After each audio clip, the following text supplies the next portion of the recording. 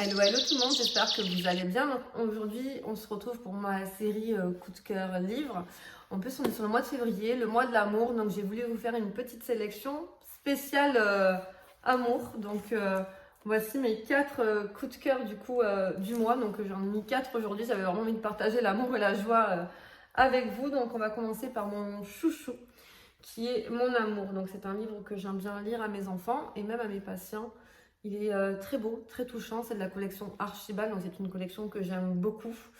Et tout simplement, les enfants pensent souvent qu'on ne les aime pas, quand ils font des bêtises, quand ils font des expériences qui ne sont pas forcément super agréables pour les parents. Et quand on les gronde ou on les réprimande, ils ont ce sentiment de rejet.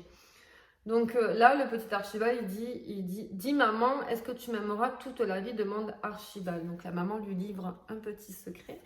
Et elle lui explique en fait qu'elle aimera tout le temps, quand lui marche comme un grand, quand celle qui marche comme une grande, quand il réussit, quand il est en échec, quand il est sage, quand il fait des bêtises, quand il est beau, quand il est tout sale, enfin voilà. Elle explique bien qu'en fait, elle va aimer son enfant dans toutes les conditions négatives comme positives, justement pour lui faire comprendre que malgré tout, on aimera toujours notre enfant. Et je trouve que c'est important de le rappeler à nos enfants, de rappeler qu'on les aimera tout le temps, que ça soit dans les bons moments ou dans les mauvais moments, tout simplement. Donc ça, c'est vraiment un livre que je vous recommande de lire tous les jours à vos enfants pour leur donner le plus d'amour possible dans leur quotidien.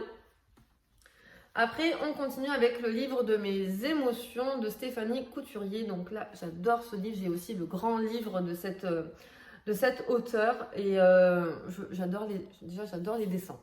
Les illustrations sont juste magnifiques et les histoires sont aussi bien ficelées. Donc dedans, en fait, on va parler d'amour. Donc l'amour d'être en famille, l'amour d'un animal. Et ce que j'aime bien, c'est que là, dans les petites bulles, vous avez des petites questions pour poser à l'enfant qui permet d'émettre un dialogue sur l'émotion inconsciemment. Parce que lui, il va tout simplement répondre à propos du livre.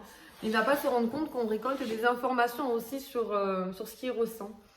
Donc voilà, on explique qu'on peut avoir des copains, qu'on peut avoir des amoureux ou des amoureuses à l'école, que aussi des fois, on a l'impression que nos proches nous aiment plus.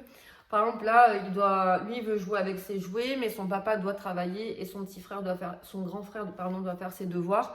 Et lui, il se retrouve tout seul, donc il a l'impression qu'on l'a abandonné, qu'on ne l'aime plus. Et son papa va le voir et il lui explique la situation. Et du coup, à la fin, tout le monde est heureux et joue dans la joie et la bonne humeur. Donc voilà, moi ce qui est important, c'est la structure des histoires. Et j'adore la structure de l'histoire, je trouve qu'il est vraiment très très très bien fait. Donc je vous le recommande à 300%. Donc mon deuxième coup de cœur. Donc je ne pouvais pas continuer une vidéo sans vous mettre un Gaston, bien entendu. Et je trouve que dans l'amour, il y a la joie. Donc tout simplement, je vous ai mis Gaston, je suis joyeux, parce que ça explique comment il répand l'amour autour de lui, la joie.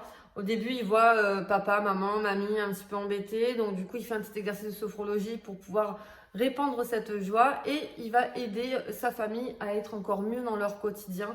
Donc je trouve que c'est important de parler des émotions négatives à nos enfants, mais c'est aussi important de parler des émotions positives et de leur faire comprendre qu'on peut partager notre joie et notre amour avec nos proches et que c'est important de le faire surtout.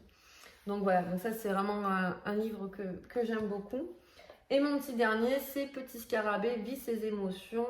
Donc c'est de Céline Santini et je l'aime bien parce que justement, dedans vous pouvez observer, noter les émotions, respirer en conscience, le son du silence, le goûter de la vie ou diluer sa colère.